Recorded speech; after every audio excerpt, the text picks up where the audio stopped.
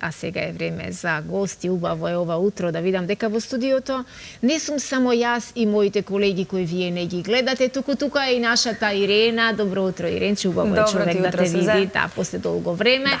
И добро утро за доктор Иванов, специјалист, гинеколог, акушер од Аџибадем Систина. Добро утро. Добре ни дојдовте. Благодарам. Иренче, ќе ми дозволиш едно негинеколошко прашање да поставам на сам почеток со оглед на тоа дека е 13 петок.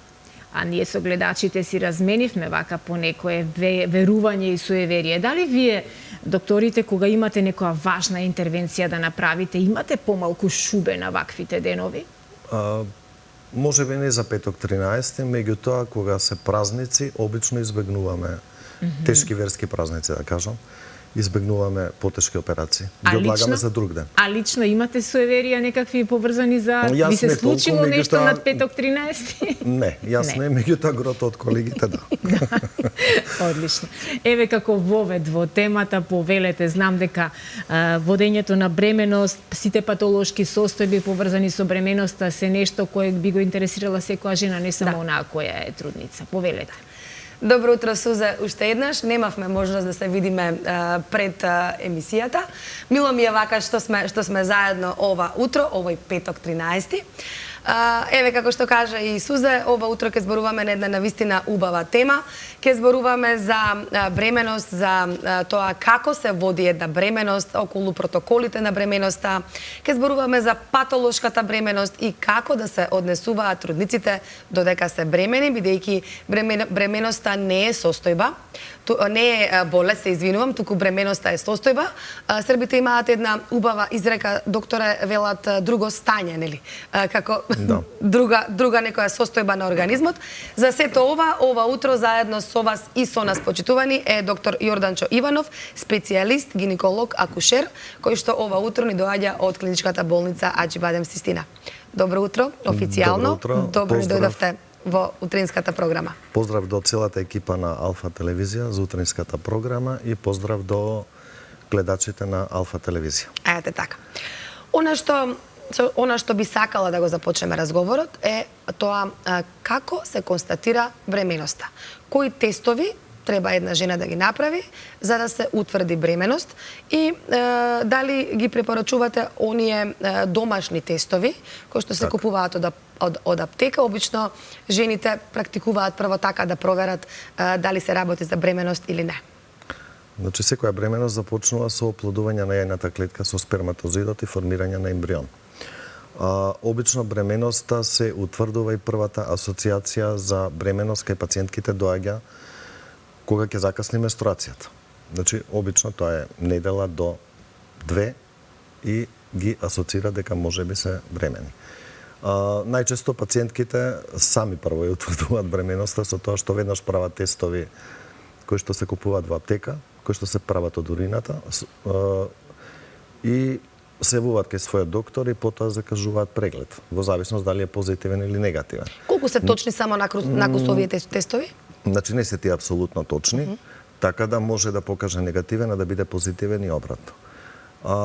Најдобро е кога тоа ќе го направи докторот, прегледот ќе го направи, пациентката доаѓа во ординација и бременоста се утврдува со ултразвук, значи со ехо, и доколку не може со ехо да се утврди, например, доколку се работи за некоја ектопична бременост, како ванматерична бременост, да кажам, која што не е лоцирана во матката, него некаде надвор од матката, во тој случај се прави тест од крвта со хормон на бременоста, ХЦГ, и се гледа неговата големина и понатаму се бара дали бременоста и каде е лоцирана надвор од матката. Да. Сега, колку, уште дешка да повториме, колку треба да помине, значи, колку време треба да помине, рековте 2 недели, од изоставување од менструацијата? Обично за 2 недели пациентките ги фаќа веќе паника, значи веќе, ако касни менструацијата 2 недели, би требале да се јават на лекар. Значи порано не затоа што бременоста е мала и нема да можеме да ја утврдиме каде точно е лоцирана. Значи секој доаѓање веднаш после ден-два од каснење на менструација не е така оправдано, Значи минимум да има 2 недели за да се види убаво дали се работи за бременост или одлагањето на менструацијата може би е причина од некоја циста, од нешто друго. Некој Хормонски хормонски дисбаланс и така натаму. Сега кога ќе се констатира веќе, кога ќе се утврди бременост, да зборуваме сега како тече една бременост. Една нормална бременост зборуваме. Да кажеме прво во недели, колку недели е нормално, а потоа ќе зборуваме по тромесечија, бидејќи со недели многу време ќе ни треба да објаснуваме. Така. Значи, секоја бременост, кај човечкиот род, бременоста трае 10 лунарни месеци. Тоа се 40 лунарни недели или 280 дена. Тоа значи 40 недели. Значи, секое породување кое што ќе настане од 37 до 40 недела на бременоста се смета за терминско нормално породување. Значи, во термин. Секое породување кое што ќе настане на плодот пред 37 гестацијска недела се смета за предвремено породување. Да. Значи, најдобро е бременоста да трае нормално од 37 до 40 недела и да настане потоа породување, бидејќи тогаш плодот е најзрел и нема никакви компликации по плодот и по дишењето. Или народски, како што си кажуваме ние, кога се влезе во 9-тиот месец од бременоста, веќе нема опасност, нели? Нема опасност за плодот. Плодот најбезбедно е тоа. Така е, секое породување пред 37 недела може да направи проблеми кај плодот, почнувајќи од респираторниот систем со респираторен дистрес синдром, понатаму незрелост на другите органи на мозокот и така натаму, значи може да даде компликации понатаму во животот. Тоа е сега, докторе, друга тема, нели, за разговор, тоа не е нашата тема, да, педиатриска. Ние да си се вратиме на нашата тема бременоста. И сега да ја објасниме бременоста, по недели многу време ќе ни треба, ама по тромесечија, нели има 3 тромесечија, прво, второ и трето. Какви промени настануваат кај плодот?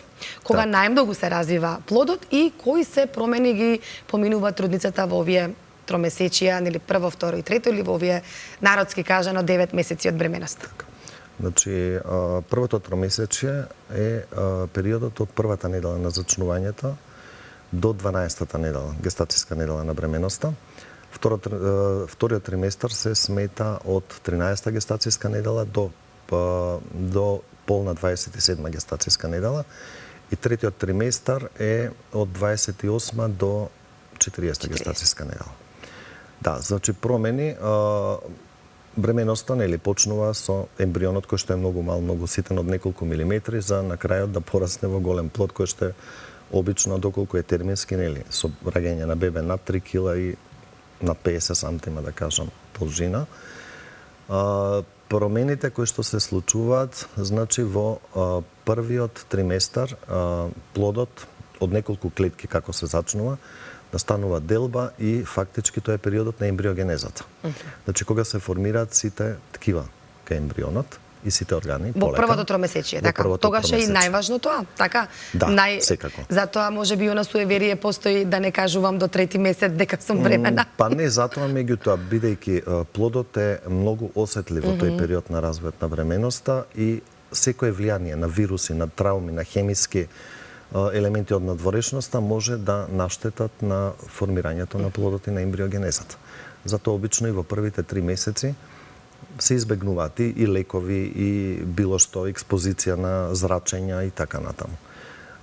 Значи тоа е најважниот период на ембриогенезата. Фактички ембриогенезата завршува некаде околу 13-та недела. После тоа веќе значи не може да му наштета толку на плодот сите надворешни влијанија.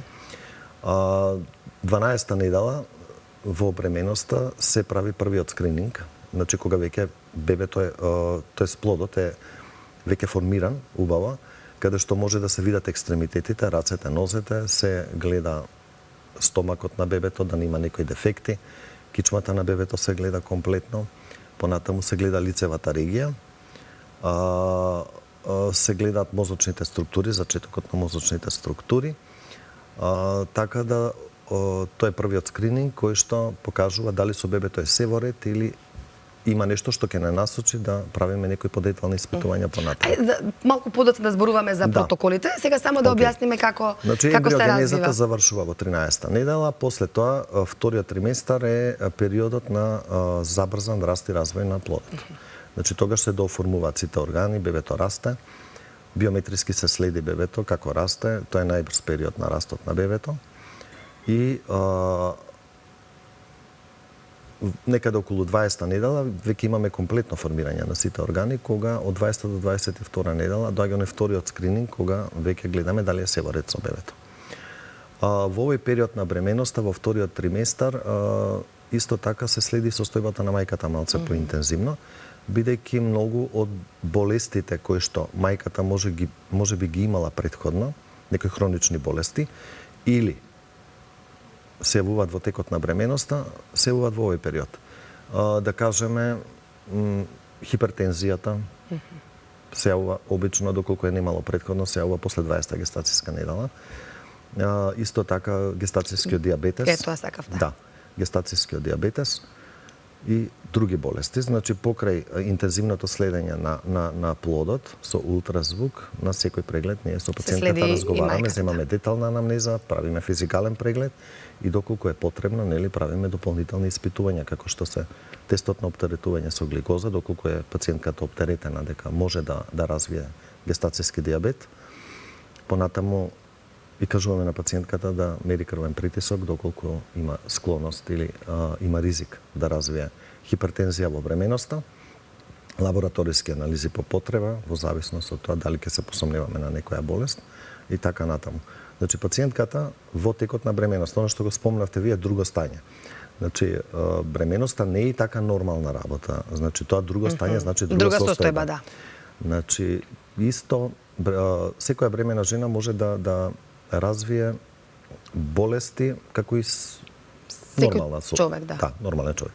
Значи не е поштеден од ниту една болест, така да во текот на бременоста може да се јават и инфективни болести, вирусни состојби, може да се јават и леукемии, може да се јават и хронични акутни заболувања. Така да сето тоа мора гинекологот кој што ја следи трудницата да биде буден и секоја промена кај трудницата или ако таму се пожали, да се направи дополнително испитување. Значи не само од својата област, него дополнително исто така конзилиарно со останати специјалности. Така. И последното тромесечие, кога плодот веќе станува бебе, нели веќе 2,5, 3,5 кила. Така. Значи од 28-та недела, значи преживувањето доколку плодот се породи после 28 недела, веќе во светски рамки кај нас е доста големо. Така да плодот е веќе и способен до некаде за самостоен живот, ако мора да се породи. Секако ние го чекаме последниот термин за раѓање, доколку немаме никакви компликации, за да биде позрел и поздрав. Тука се следи растот на плодот, се следи околу плодовата вода, се следи состојбата на постелката, бидејќи постелката го храни плодот, да видиме дали таа пред време да не созрева, да не прави проблем со циркулацијата меѓу мајката и бебето. Тоа го следиме преку тоа дали плодот заостанува во растот, по изгледот на постелката на ултразвук, околу состојбата на околу плодовата вода, дали е доволно, дали е намалена. И сето тоа не води до некои заклучоци и дали треба нешто да превземеме. Да. Сега вие малку спомнавте и тука околу прегледите, ама сепак еве вака во кратки црти да кажеме една бременост, кои се протоколи треба, значи да ги испочитува бремената жена, трудницата, мајката, од првата до 40-та недела. Недела, така. Значи, обично прегледите започнување или со вадење крв прво, така? Да, не е правило, обично прегледите се прават еднаш месечно. Месечно, така. Да, доколку има потреба, малце почесто, доколку не, значи може и на 2 месеци, да кажам, доколку пациентката е тотално здрава. Водењето на бременоста започнува, нели кажавме, со утврдување на бременоста со ултразвук, дека нели во матката и почнува да се развива бременоста. Прво во 7-та недела некаде треба да детектираме ембрионот, да го детектираме и срцевата акција. После тоа плодот расте, се развива, значи немаме некои специјални тука исследувања кои што треба да ги правиме, ниту на мајката, ниту на плодот. Веднаш они трчаат, прават крвни слики, лаборатории, уринарни анализи. Сето тоа не треба доколку нема никакви симптоми кај мајката, кои што би ја загрозиле бременоста. И некаде околу 12-та недела се прави првиот ултразвучен скрининг, каде што кажав и претходно, значи се гледаат веќе екстремитетите, се гледа стомачето, се гледаат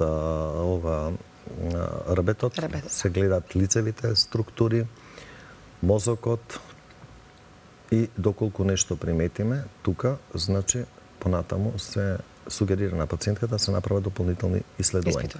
Доколку се работи за нешто што не насочува на некоја хромозомска аномалија или органска аномалија кај плодот. Во 12-та недела, значи во првиот триместар, исто така се зимаат и брисевите. Микробиолошки. Претходно, доколку пациентката има земено предбременост, ние можеме да постапиме со лекување во текот на првиот триместар, меѓутоа се земаат во 12-та недела, затоа што, рековме, до 12-та гледаме да избегнуваме да даваме било какви лекови. Во 12-та недела веќе, од која ќе се земат, ако има потреба, ако има некоја специфична инфекција која што влијае на бременоста и на плодот, можеме да дадеме и терапија. И тука се земаат брисевите, понатаму бременоста се следи до 20-та недела, растот на плодот се следи околу плодовата вода, лоцирањето на постелката каде ќе биде, и во 20 до 22 гестацијска недела се прави оној комплетен скрининг на органите и на срцето, да. Бидејќи срцето и големите крвни садови претходно не можат убаво да се видат. 20 недела веќе до 22 се гледаат убаво и доколку има некакви дефекти или аномалии се приметуваат тогаш и се налагаат дополнителни прегледи и третмани. Понатаму, значи, 24-та недела од бременоста некаде се прави оној тестот со оптеретување со гликоза, да се за мајката, така. Да, да се одвои популацијата која што е склона на развивање на гестацијски диабетес и доколку се примети некоја аномалија во тестот, се советува на пациентката да речеме од една обична диета до инсулинска терапија, доколку имаме пореметување. Доколку се покаже дека е позитивен тестот, се прави и исследување на хемоглобин А1C, да се види на нас за 3 месеци како бил регулиран шеќерот во крвта. 27-8 недела, пациентките кои што се РХ негативни, или претходно докторот во анамнезата и во текот на водењето на бременоста мора да ја праша секоја пациентка дали знае која крвна група, ако не знае да се направи крвна група. Значи 27-8 недела се прави тестот, индиректен Кумсов тест, да се види дали трудницата е